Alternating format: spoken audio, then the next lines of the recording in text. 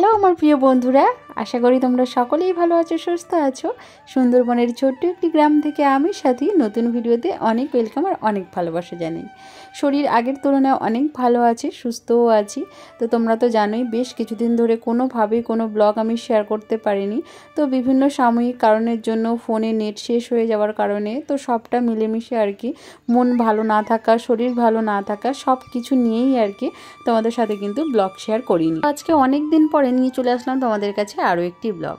তো সামনেই যেহেতু শারদীয়ার মানে কি বলবো উৎসব, মানে শরতের একদম বাঙালির শ্রেষ্ঠ উৎসব, তোমরা সকলেই জানো, নতুন করে বলার কিছুই নেই। তো সে কারণেই আর কি ঘরবাড়ি একটু আধটু পরিষ্কার না করলেও হয় না, যেহেতু জননী এসেছে দ্বারে, তো ঘরবাড়ি না পরিষ্কার করলেও হয় না। মহালয়ার দিন থেকেই ভাবছিলাম, মানে মহালয়ার আগের দিন থেকেই ভাবছিলাম যে ঘরবাড়িগুলো একটু পরিষ্কার করে নেবো। বৌদির শরীরটাও খারাপ, যেহেতু বৌদিও অতটা পারবে না সবটা, তো বৌদির ঘরটা মোটামুটি বৌদি একটু করছে আর কি পরিষ্কার। তো আমি নিজের ঘরগুলো সব পরিষ্কার করার চেষ্টা করছি আজকে। তো দেখো এইভাবে লাফিয়ে লাফিয়ে ফ্যানটা পরিষ্কার করার চেষ্টা করছিলাম, ভেবেছিলাম আমি অনেকটা লম্বা পেরে যাব, কিন্তু শেষ পর্যন্ত এই যে চেয়ারের সহায়তা নিতে হলো। আসলে কি বলতো, মানুষ কোনো কাজে না নামলে সেটা যে কতটা করতে হয় বা কিভাবে করতে হয় সেটা সে জানে না। মানে হয় না, স্টেজের বাইরে থেকে অনেক কথা বলে দেওয়া যায়, কিন্তু স্টেজে উঠলেই তখন পা দুটো কেঁপে যায় আর কি। তো সেরকমই পরিস্থিতি। অবশেষে চেয়ারের সাহায্য নিয়ে এই যে দেখো ফ্যানটা ভালো করে পরিষ্কার করে নিচ্ছি, আর সেই সঙ্গে পুরো ঘর বাড়ি ঝেড়ে ঝুড়ে পরিষ্কার করে নিচ্ছি। আর পুরো ঘর তো ধোয়া সম্ভব নয়, অনেকে মানে আমাদের এখানে অনেক বাড়ি রয়েছে পুরো ঘর ধুয়ে মুছে পরিষ্কার করছে জল দিয়ে, কিন্তু আমাদের বাড়িতে যেহেতু অনেক কাজ বাকি রয়েছে, তো যেরকম নিচের মেঝে প্লাস্টার নেই, তো অনেক রকম সমস্যার জন্য সেটা আর করা হলো না। তো এমনি ঝেড়ে ঝুড়ে ভালো করে পরিষ্কার করে নিলাম, বিছানার চাদর চেঞ্জ করে নিচ্ছি, অনেক জিনিসপত্র আজকে কাচাকুচি করব ঠিক করেছি। মোটামুটি আজকে সকাল থেকে উঠেই টিউশন পড়িয়ে ছুটি দিয়ে পর খেয়েছি কি খাইনি মানে মনে করে বলতে হচ্ছে। তো রুটি খেয়েছিলাম দুটো, তো ওই কারণে আর ভাতই খাওয়া হয়নি, আর লেগে গিয়েছি কাজে। আবার ওই দিকটায় রান্নাবান্নাও রয়েছে, সবজি কাটা রয়েছে, বৌদির শরীরটা একদমই ভালো নেই, তো ওই কারণে রান্নাবান্নার দায়িত্বটা মোটামুটি আমারই চলছে, দুপুরের রান্নাটা বিশেষ করে। আর দুপুরেই রান্না করে নেওয়া হয়, মানে আমাদের বাড়িতে কি বলো তো, দুপুরে রান্না করে নিই, রাতেও সেটা হয়ে যায়, আর রাতের জন্য রান্না করতে হয় না, রাতে শুধু ইন্ডাকশান একটু ভাত করলেই হয়ে যায় আর কি মোটামুটি। তো এভাবেই চলছে। আর হচ্ছে এই যে বললামই তোমাদের, আমারও শরীরটা ভালো নয়, তোমরা দেখেই বুঝতে পারছো, আমার মনে হচ্ছে একটুখানি শুকনো শুকনো ভাবটা এখনও আমার মধ্যে কাজ করছে, কারণ শরীর প্রচণ্ডভাবে খারাপ হয়ে গিয়েছিল, তো এই কারণে আর কি। তো সে যাই হোক, দেখো এখানে বিছানা টিছানা আমি গুছিয়ে একেবারে কমপ্লিট করে নিলাম। আর দেখো এই যে বড় পুচু এসে গিয়েছে, তো ওরা এসছে গত পরশু আর কি। তো দিদিরা চলে গিয়েছে ছোট পুচকুকে নিয়ে ডাক্তারের কাছে, সেই চেন্নাই, তো যেখানে বারবারই যায় আর কি। তো ওখানে গিয়েছে, ডাক্তারের অ্যাপয়েন্টমেন্ট যেহেতু রয়েছে, তো ওরা চলে গিয়েছে, এখনও ওরা গিয়ে পৌঁছায়নি, ট্রেন থেকে নামেনি। আর ওই যে আমাদের দায়িত্বে আছে, ও এখন আমাদের দায়িত্বেই থাকবে যতদিন না ওর মা বাবা আসে। তো সে যাই হোক, দেখো ঘরবাড়ি মোটামুটি এই যে বিছানা টিছানাগুলো গুছিয়ে নিলাম, এবার নিজের মেঝেটা ভালো করে ঝাঁট দিয়ে মুছে পরিষ্কার করে নেব। তো তার আগে ভাবলাম যে জামা কাপড়গুলো গুছিয়ে খানিকটা ভিজিয়ে দিয়ে আসি। তো এই যে দেখো যেগুলো বিছানা থেকে তুলেছি, তারপরে এই যে গত কয়েকদিন ধরে মোটামুটি ভিডিও করা হয়েছে, দেখেছো নিশ্চয়ই তোমরা সমস্ত ভিডিওগুলো, তো না দেখে থাকলে অবশ্যই তোমরা দেখে নিও চ্যানেলে ভিজিট করে। তো অনেক কষ্ট করে ভিডিও শ্যুট করি, তোমরা তো জানোই, কারণ চারিদিকে পারিপার্শ্বিক খুবই খারাপ, সবারই এরকম সমস্যার সম্মুখীন হতে হয়, মানে আমার মতন বেসিক্যালি যারা গ্রামের বউ তাদের তো এই সমস্যা ফেস করতেই হয়। ইঙ্গি মেয়েদের মতন নেচে বেড়াচ্ছি সেটা তো শুনতেই হয় সবার কাছ থেকে, তো নিজের হাজব্যান্ডের থেকে শুরু করে নিজের মোটামুটি সবার কাছ থেকে আর কি, শ্বশুর শাশুড়ি মা বাবা আত্মীয় স্বজন পাড়া প্রতিবেশী সবার থেকে শুনতে হয়। তবুও সেটাকে উপেক্ষা করে কিছু ভালো কিছু তোমাদের সাথে শেয়ার করার চেষ্টা করি, যে যাই বলুক নিজের লক্ষ্যে স্থির থাকলে একদিন না একদিন অবশ্যই পৌঁছে যাব, এটা আমার মনে হয়। তো সে যাই হোক, অনেক চেষ্টা, অনেক ইচ্ছা, অনেক আশা নিয়ে এগিয়ে চলেছি, দেখা যাক কখনো মানে কি বলবো সঠিক পথের দিশা পাই কিনা, আর সঠিকভাবে পৌঁছাতে পারি কিনা। তো দেখো এখানে সমস্ত জামা কাপড় ভিজিয়ে দিচ্ছি, আর হচ্ছে শাড়ি, তারপর হচ্ছে এই যে পুচকুর জামাও রয়েছে, ওরও জামা কয়েকটা ভিজিয়ে দিলাম। আর সে যাই হোক, কি বলবো বলো তো, এই যে ভেজাচ্ছি না, এই যে শুকবে কি করে, বেশ কয়েকদিন ধরে আবারও মেঘের সমারোহ, যদিও দুদিন রৌদ্র দেয়, তা দুদিন এমনভাবে জাঁকিয়ে বৃষ্টি দেয়, তো মানে চারিদিকটা শুকনো হয়ে গেলেও আবার সেই প্যাচপ্যাচে কাদা ভাব হয়ে যায়। তো দেখো এখানে একদম সবজির বাগান নিয়ে বসে গিয়েছি আমি অলরেডি। তো এখানে দেখো কচুর যে ফুল হয় না, কচুর ফুলটা কেটে নিচ্ছি। আর এই যে বাবাই নিয়ে এসেছিলো পুঁই শাক বাজার থেকে, তো এত সুন্দর তার কচি পাতা হয় না, হচ্ছে সেক্সি পুঁই শাক।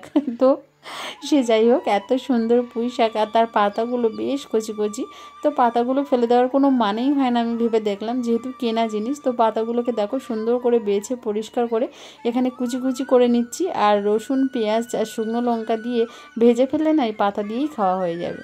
তো দেখো ওই দিকটায় সবজি টবজি কেটে গুছিয়ে মানে ধুয়ে মুছে পরিষ্কার করে রেখে দিয়ে চলে আসলাম পুকুর ঘাটে। পুকুর ঘাটে এসে দেখো এই যে জামা কাপড়গুলো সব কেচে কুচে পরিষ্কার করে ধুয়ে নিচ্ছি। শুধু আমি নয়, মাও একটু হেল্প করেছে এতে, যেহেতু এক বালতি এক ধামা অনেক জামা কাপড়। আর আমাদের পুকুরের জলটা দেখেছো কি সুন্দর, একদম চকচকে পরিষ্কার। আর ওই যে মাও খানিকটা কেচে দিয়েছে, ধুয়ে আর দেয়নি, কেচে দিয়ে মা স্নানে নেমে গিয়েছে, কারণ মা ঠাকুর পুজোটা দেবে ওই কারণে আর কি। তো আমি এখানে সব জিনিস ধুয়ে নিচ্ছি, এখন মেলবো না, একদম স্নান সেরে উঠে তারপরে মেলে দেবো। আর দেখেছো যে তোমার তো বললামই যে মেঘলা মেঘলা আকাশ, দেখেছো রৌদ্রের তো দেখাই নেই, এই জিনিসগুলো শুকবে কি করে তাই ভাবছি। আর এগুলো জমিয়ে রাখলেও দুর্গাপুজোর সিজনে বৃষ্টি হওয়ার সম্ভাবনা রয়েছে, কতদিন আর জমিয়ে রাখবো বলো। ঘর বাড়ি যেহেতু পরিষ্কার করেছি, জিনিসগুলো জমিয়ে রাখলেও তো হয় না, সেগুলো তো ধুয়ে মুছে পরিষ্কার করতে হবে। তো এই কারণে থাক, দুদিন ধরেই শুকনো হবে নয়তো। তো সেই ভেবেই দেখো এখানে সব পরিষ্কার করে ধুয়ে মুছে নিলাম। আর শুধু আমার ঘরের জিনিসপত্র নয়, আরও পাশের মানে আমার ঘরের পাশে যে আমার দিদির ঘর আর কি, এখন আপাতত দিদি শ্বশুর বাড়ি, তো সেই আর কি আমার ঘর, দিদির ঘর, সবারই ঘর, তো সব ঘরই পরিষ্কার করে নিয়েছি। স্নান সেরে চলে আসলাম দেখো ছাদে। ছাদের দিকটা একটু বেশ ভালো বাতাস রয়েছে, আর সঙ্গে একটা চকচকে ভাবও রয়েছে। রৌদ্র না হলেও ছাদে দিলে কি হয় বলো তো, এই যে হাওয়া রয়েছে না ছাদে, সেই হাওয়াতেও অনেকটা বেশি, মোটামুটি 70% তো শুকনো হয়েই যায়। তো এই কারণে ছাদেই সব জিনিস তো ধরবে না, তো যতটা ধরবে ততটাই দিয়ে দিলাম। নিচের দিকটাও দিয়ে দিয়েছি, এই যে বিছানার চাদরগুলো নিচে দিয়েছি, আর শাড়ি, তারপরে আমার চুড়িদার, তো এইগুলো দেখো আমি ছাদের উপরে দিয়ে দিচ্ছি। তো ছাদের উপরে দড়িটাও না প্রচণ্ডভাবে নিচু হয়ে গিয়েছে, ওই যে বাঁশটা লাগিয়ে দড়িটা টানানো রয়েছে, সেই বাঁশটা না একদম মানে কি বলবো নরম, একদম পলকা হয়ে গিয়েছে, ভেঙে পড়ে যাওয়ার মতন। তো ওটা চেঞ্জ করা হবে, সে আর চেঞ্জই করা হচ্ছে না। তো এভাবেই চলছে আর কি মোটামুটি। যখন বেশি জামা কাপড় মানে শুকনো করার থাকে তখনই মনে হয় যে ওটা চেঞ্জ করতে হবে, আর যখন থাকে না তখন তো সেটা পুরোপুরি সম্পূর্ণভাবে ভুলেই যাই। তো সে যাই হোক, যে কথাটা বলছিলাম তোমাদেরকে যে দুর্গা পুজোর ভিডিও শ্যুট কেমন হয়েছে অবশ্যই তোমরা কমেন্টে জানিও। অনেকে কমেন্ট করেছো, অনেকের কমেন্ট আমি দেখেছি, অনেকে ভালো কমেন্ট করেছো, কমিউনিটি পোস্টেও অনেকে কমেন্ট করেছো। তোমাদের কমেন্টগুলো না পড়লে না বেশ ভালো লাগে, আমি তো বলেইছিলাম আগের ব্লগে, ভীষণ মনটা না অনেকটাই ভালো হয়ে যায়। ওই জন্য বলি আর কি তোমাদেরকে বারবার করে যে ভিডিও খারাপ ভালো যাই হোক না কেন, তোমাদের ভালো লাগলে ভালো মতামত দিও, খারাপ লাগলে খারাপ মতামত দিও। কমেন্ট পড়তে কিন্তু বেশ ভালো লাগে, হাজারো মন খারাপের ভিতরে এটাই হচ্ছে একটা আমাদের ভালো লাগার জায়গা। যারা এই সোশ্যাল মিডিয়াতে অ্যাক্টিভ, মানে ইউটিউবে যাদের একটা ছোট্টখাট্ট পরিবার রয়েছে, তারাই শুধু জানবে যে হ্যাঁ এখানে মানে এই যে একটা সময় তোমাদের সাথে কাটানো, সেটা কিন্তু একটা অন্যরকম আনন্দ, অন্যরকম সুখ। এই কয়েকদিন আমি ব্লগ দিতে পারিনি, বিশ্বাস করো আমার একেবারেই মানে কি বলবো ভালো লাগছিল না। ভাবছিলাম তোমাদের সামনে এসে কখন আবার কথা বলবো, তো হাজার কাজের মাঝে আজকে আর সামনে এসে কথা বলা হয়নি। নেক্সট ব্লগে অবশ্যই তোমাদের সামনে এসে মুখোমুখি এসে কথা বলবো। তো সে যাই হোক, দেখো এখানে রৌদ্রতে সব শুকনো করতে দিয়ে এই যে একটুখানি রান্নাবান্নার ধারে চলে আসলাম। তো এই যে দেখো মা ওই দিকটা ঠাকুর পুজো দিচ্ছে, আর বৌদিও রয়েছে।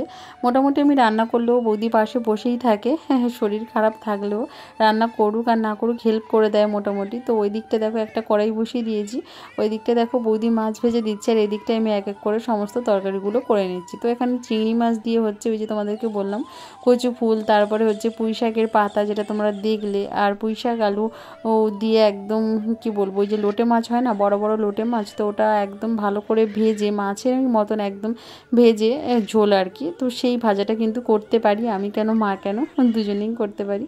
তো এই হচ্ছে রান্নার মেনু। আর আমাদের ছোটো পুচকুর জন্য ডিম হচ্ছে, মোটামুটি এইভাবে চলছে আর কি সমস্ত রান্না। তো চলো আজকে ভিডিওটা আমি এখানেই শেষ করবো। আজকে সারাদিনটা অনেকটা কর্মব্যস্ততার মধ্যে কাটিয়ে দিলাম, তোমাদের সাথে আবারও একটা নতুন দিনের নতুন ব্লগ নিয়ে চলে আসবো। আজকের ব্লগটা কেমন হলো অবশ্যই তোমরা কিন্তু কমেন্টে জানিও, ভালো লাগলে অবশ্যই একটা লাইক করো। আর অনেকদিন পরে তোমাদের সামনে ব্লগ নিয়ে আসলাম, তো তোমরা কারা কারা আমাকে মিস করছিলে সেটাও অবশ্যই কমেন্টে জানিও। কিন্তু এতদিন শর্ট ভিডিও তোমাদের সাথে শেয়ার করেছিলাম, আশা করছি এবার থেকে বড় ভিডিও তোমাদের সাথে শেয়ার করতে পারবো। তো প্রত্যেক দিন না পারি, একদিন পরপর হলেও আমি কিন্তু ব্লগ তোমাদের তোমাদের সাথে শেয়ার করব। তো চলো, পুজোর কেনাকাটা কাদের কাদের হয়েছে তারাও কমেন্ট করে বলো কিন্তু আমাকে। আমার কিন্তু পুজোর কেনাকাটা এবছর হয়নি, আর হবেও না। এবছর পুজোর কেনাকাটা করছি না, কারণ পুজোতে এবছর যাবো না বলেই ঠিক করেছি। শরীর মন কোনোটাই ভালো নেই, সে কারণেই আর কি। তো চলো বন্ধুরা, এই যে রান্না বান্না সংসারের কাজ বাজ করেই বাপের বাড়িতে সময় কেটে যাচ্ছে, আর সামনে দিন আসছে শ্বশুর বাড়িতে আবার ফেরত যাওয়ার। তো চলো, দেখা হচ্ছে পরবর্তী আরও কোনো একটি ইন্টারেস্টিং ব্লগের সঙ্গে। ততক্ষণে সকলের সুস্থ থেকো, ভালো থেকো। সকলকে আবারও একবার নতুন করে শারদ শুভেচ্ছা। তো চলো বন্ধুরা, সকলকে টাটা।